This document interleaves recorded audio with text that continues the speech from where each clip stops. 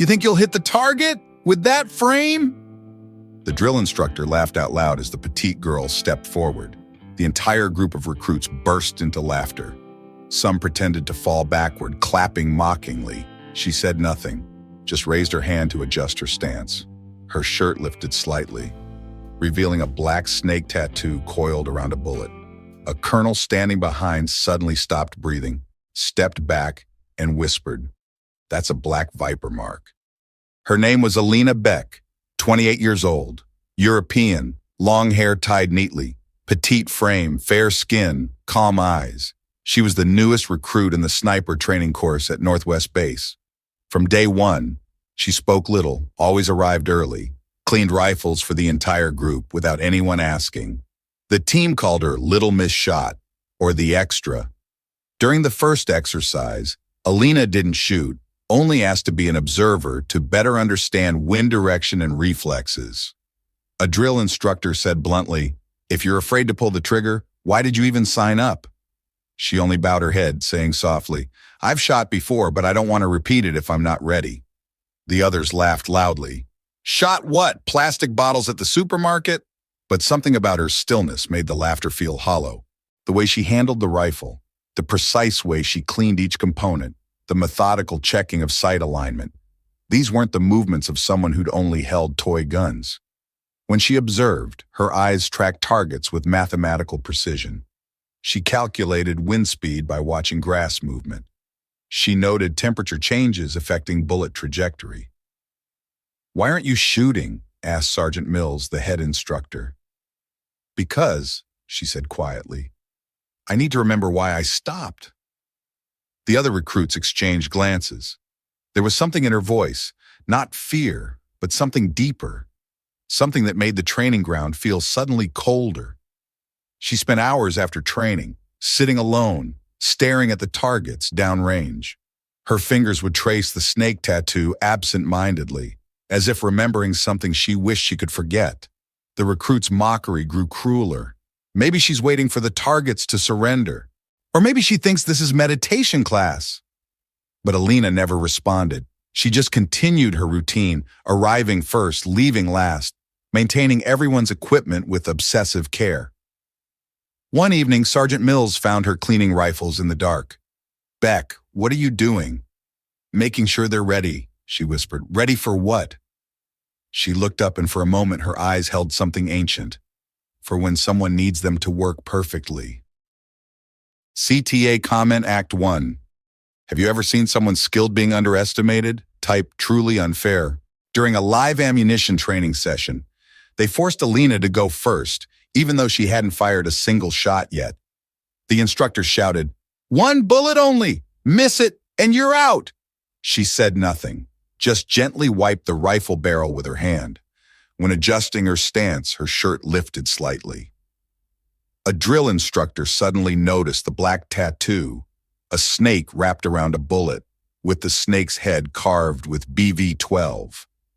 That instructor was about to scold, "Getting tattoos to look cool?" But a colonel observing from afar, Colonel Stein, suddenly approached, his eyes strange. He bent down to look closely, then stepped back half a step, whispered to the instructor, "Stop!" She was in Black Viper. The instructors were horrified. One whispered, "But Black Viper was disbanded after the Red Line operation.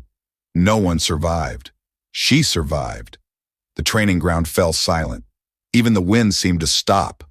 Colonel Stein's face had gone pale. He'd been a young lieutenant during the Red Line campaign, the classified operation that officially never happened. He'd read the after-action reports, seen the casualty lists marked KIA, body not recovered. Black Viper wasn't just any unit. They were the ghosts who operated in places where regular forces couldn't go. Urban warfare specialists. Each member was worth a platoon. "How many were in your unit?" Stein asked quietly. 12, Alina replied, her voice barely audible. "And how many came back?" She looked at him with those calm eyes. "You're looking at her." The other recruits had stopped laughing entirely. They didn't understand the significance, but they could feel the weight of it. The way Colonel Stein's hands trembled slightly. the way other instructors had unconsciously stepped back. "The BV-12 on your tattoo," Stein continued. "That's your unit number?" "No," she said simply. "That's how many I couldn't save." The silence stretched unbearably. In the distance, a flag snapped in the wind. Sergeant Mills, trying to regain control, cleared his throat. "Beck, you still need to take your shot." Alina nodded. She approached the firing line with the same measured steps she'd used for weeks. But now, everyone watched differently. She positioned herself, and for the first time, her movements looked different.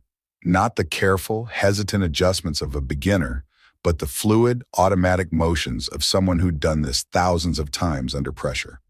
"Ma'am," called out one of the recruits who'd been mocking her, "what was Black Viper like?" She paused, rifle halfway to her shoulder. "Quiet," she said. "We were very, very quiet." CTA Comment Act 2. If you've ever misjudged someone, type "I was wrong." Colonel Stein ordered the training class to halt. Who gave the order for her to shoot first?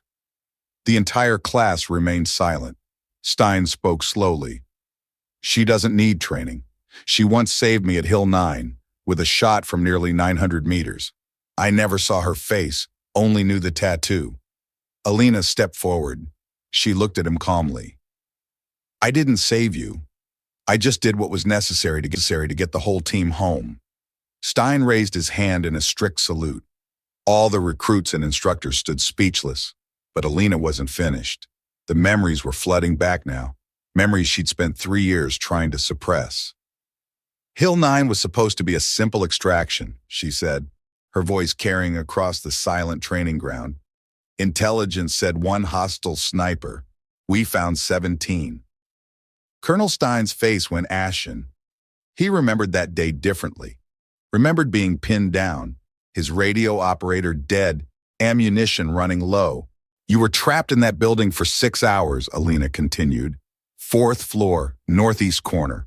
You had a head wound, kept trying to call for backup on a dead radio." "How could you possibly know that?" Stein whispered. "Because I was in the clock tower, 873 meters away. I watched you through my scope for 6 hours. Watched you bandage your head wound with your sleeve. Watched you check your ammunition count 17 times. The training ground was so quiet you could hear heartbeats. I took out 11 hostiles before you even knew I was there. The 12th one, he had you in his sights when you tried to move to the window. That's when I took the shot, you remember." Stein's hands were shaking now. "But our intelligence said..." "Your intelligence was wrong. It wasn't 1 sniper. It was a coordinated ambush. They knew you were coming." She turned to face the recruits who'd been mocking her for weeks. "You want to know what Black Viper was like? We were the unit they sent when everyone else was already dead. We were the ones who went in after the official missions failed." One of the recruits, a young man named Patterson who'd been particularly cruel in his jokes, spoke up.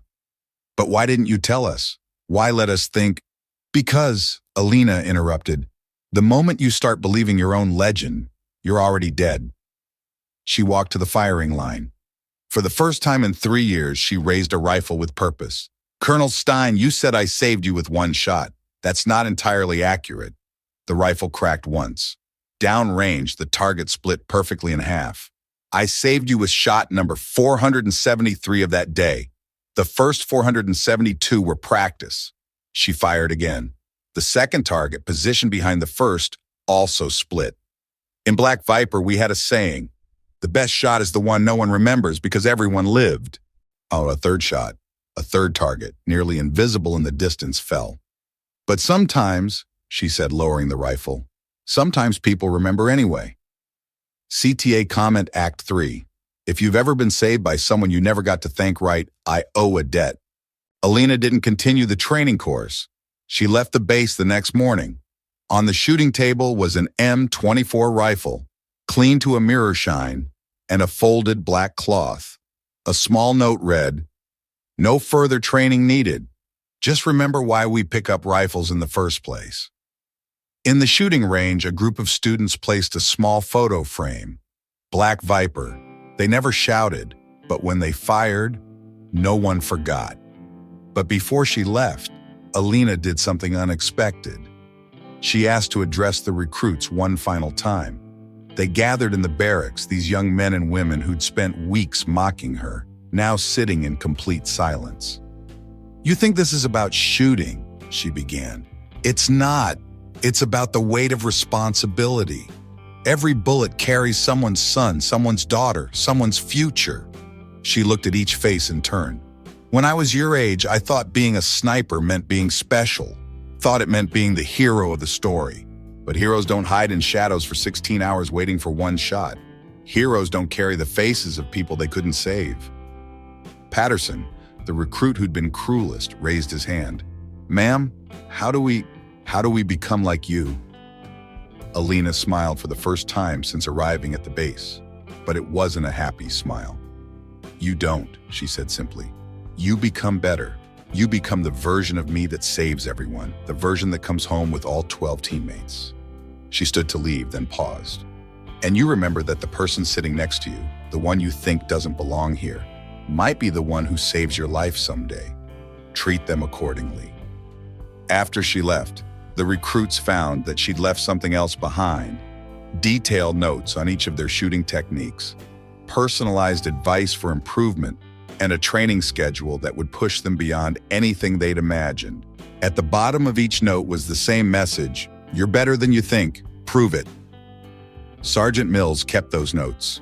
Years later, when recruits asked about the legendary Black Viper who'd briefly trained at their base, he'd show them the notes and say, "She didn't come here to learn, she came here to teach. We were just too stupid to realize it." CTA Comment Act 4. Type, "I will live kindly." If you believe the best people never brag about who they are.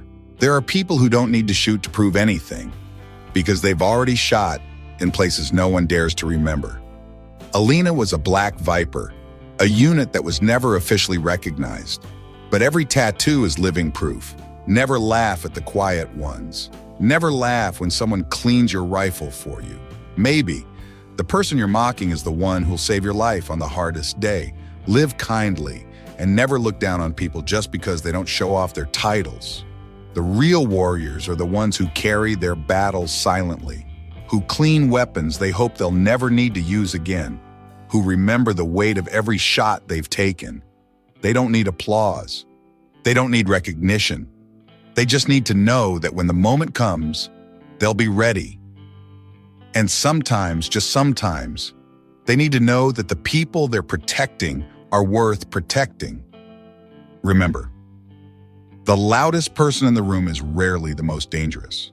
The most dangerous person is usually the one sitting quietly in the corner, hoping they never have to show you why they're so quiet.